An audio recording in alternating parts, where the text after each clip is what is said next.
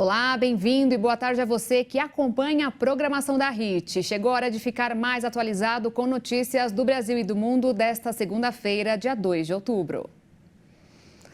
Vamos começar com o novo golpe do Pix. Os criminosos estão agora usando um malware para roubar dinheiro das vítimas. E o que é esse malware? Ele altera o destino da transferência do Pix para uma chave Pix controlada pelo próprio criminoso, sem que a vítima perceba, porque esse software malicioso é capaz de imitar a interface do aplicativo do banco. Ou seja, ele se disfarça de aplicativos legítimos das instituições financeiras. E como que funciona esse golpe? Geralmente começa com um link que é enviado para a vítima por meio de um e-mail ou mensagem de texto que leva a um aplicativo falso. Quando instalado, automaticamente o malware também é. E aí ele fica em segundo plano, esperando que a vítima faça uma transferência via Pix. Quando ela faz, o malware intercepta a transferência e altera o destino do dinheiro para a conta do criminoso. E agora vamos com outro alerta aqui da maior cidade do país. Amanhã, São Paulo pode enfrentar uma greve conjunta do metrô, trens da CPTM e da Sabesp, que é responsável pelo fornecimento de água e a coleta de esgoto. O motivo da paralisação é protestar contra o plano do governo estadual de privatizar esses serviços. Uma reunião está marcada daqui a pouco, às 6 da tarde, para definir ou não a greve. Se a paralisação for confirmada, mais de 4 milhões de pessoas podem ser prejudicadas. A paralisação de 24 horas foi marcada em protesto contra o plano de concessões e privatizações do governo do estado. A greve também deve contar com a adesão de funcionários da Sabesp, a Companhia Estadual de Abastecimento de Água e Coleta de Esgoto de São Paulo. A gestão estadual defende a desestatização, argumentando que a mudança na administração vai trazer vantagens para a população, como a melhoria dos serviços, antecipação de investimentos e até redução de tarifas. Mas os trabalhadores discordam da posição e justificam como exemplo as linhas concedidas para a Via Mobilidade, que registraram um aumento no número de falhas e viraram alvo de investigação do Ministério Público.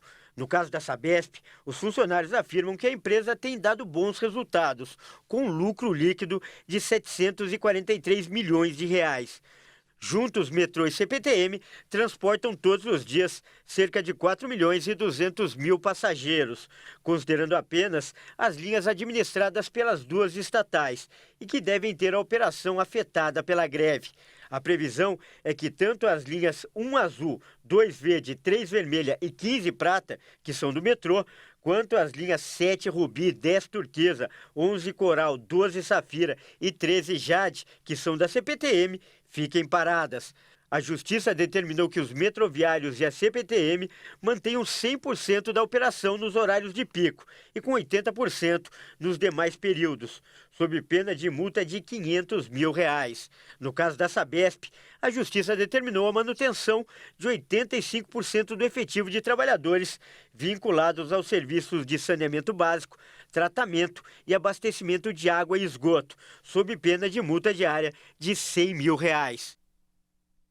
E olha só, hoje o governo lançou um programa nacional para combater a escalada da violência pelo país. O plano de segurança mira a ascensão do crime organizado. O programa deve ter investimentos de 900 milhões de reais ao longo dos próximos 3 anos. O Brasil enfrenta uma crise na segurança pública com o aumento da guerra entre as facções criminosas que comandam o crime organizado no Brasil. Os conflitos acontecem em várias partes do país. No Maranhão, os enfrentamentos entre os grupos têm gerado uma onda de violência e aterrorizado os moradores da periferia de São Luís.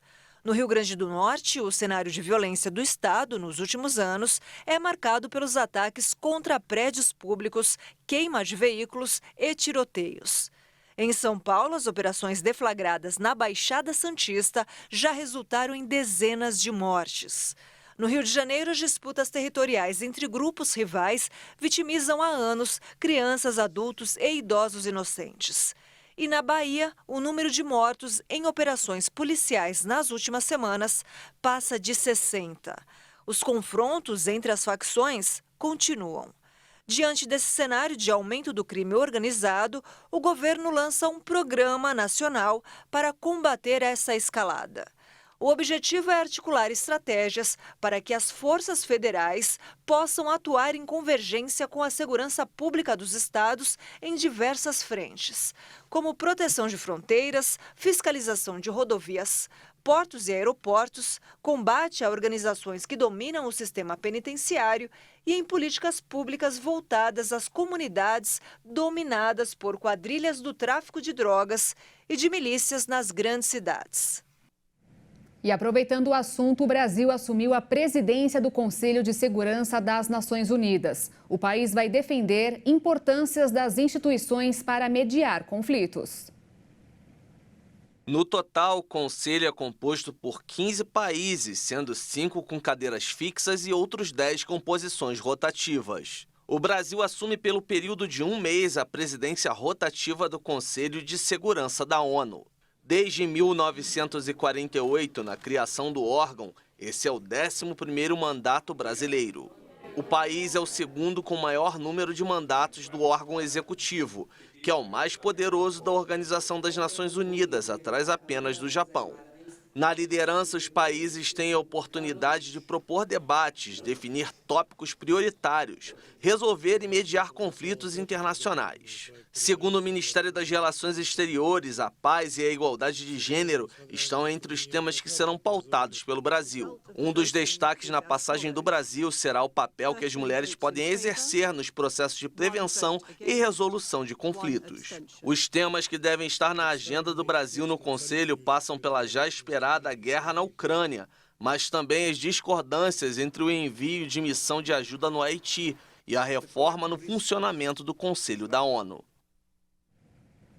Durante o mês de agosto, 127 varejistas das principais redes de shopping centers do Brasil fecharam. A maior parte são lojas que lutam para reorganizar as contas em meio a altos endividamentos.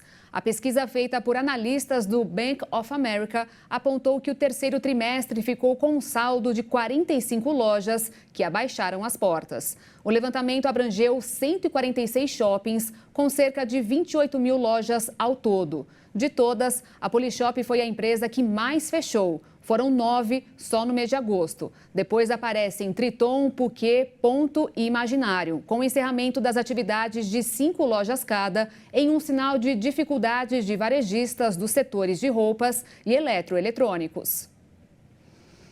E se o assunto é economia, vamos agora ao nosso Minuto desta segunda-feira.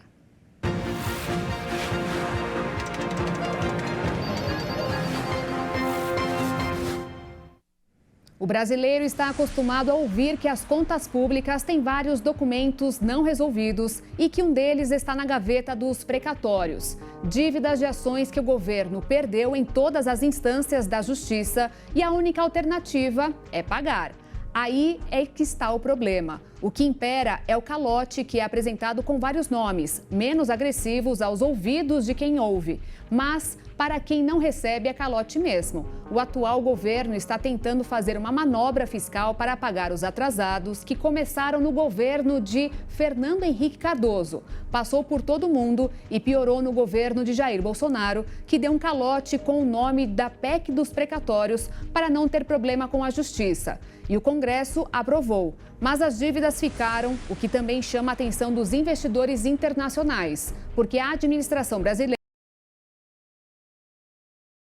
das pedaladas fiscais da ex-presidente Dilma Rousseff, pois o governo Lula está tentando fazer o mesmo para se desfazer desta herança de Bolsonaro.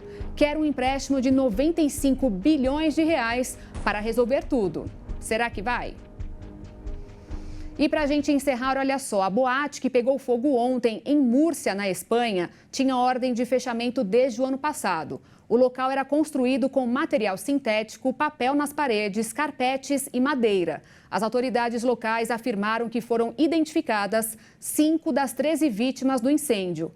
4 delas de nacionalidades da Colômbia, Nicarágua, Equador e Espanha. Não há mais desaparecidos. O que se sabe até agora é que o fogo teve início na Boate Teatre, localizada no bairro de Atalaiás, e atingiu ainda outras 2 discotecas, Fonda Milagros e Golden. Este está sendo considerado o mais mortal incêndio registrado na Espanha em uma casa noturna desde a tragédia de 1990, na discoteca Fly de Saragoça, quando 43 pessoas morreram. Há 10 anos, em 2013, no dia 27 de janeiro, na cidade de Santa Maria, no Rio Grande do Sul, uma tragédia deixou marcas presentes até os dias atuais. O incêndio da Boate Kiss. Com um julgamento anulado e os réus soltos, a Justiça Nacional ainda não chegou a uma resposta definitiva sobre o caso. Nenhuma pessoa foi responsabilizada. Em 1961, a tragédia de Grand Circus norte-americano, em Niterói, no Rio de Janeiro, matou 503 pessoas. Esta foi considerada a pior catástrofe letal no Brasil. E eu fico por aqui. Mais notícias você acompanha às 6h30 com a Maria Alice Dias. Eu volto ao vivo às 10 da noite ao lado de Alexandre Giaqueto e espero por você no Jornal das 22. Obrigada pela companhia e desde já uma excelente semana. Até amanhã. Tchau.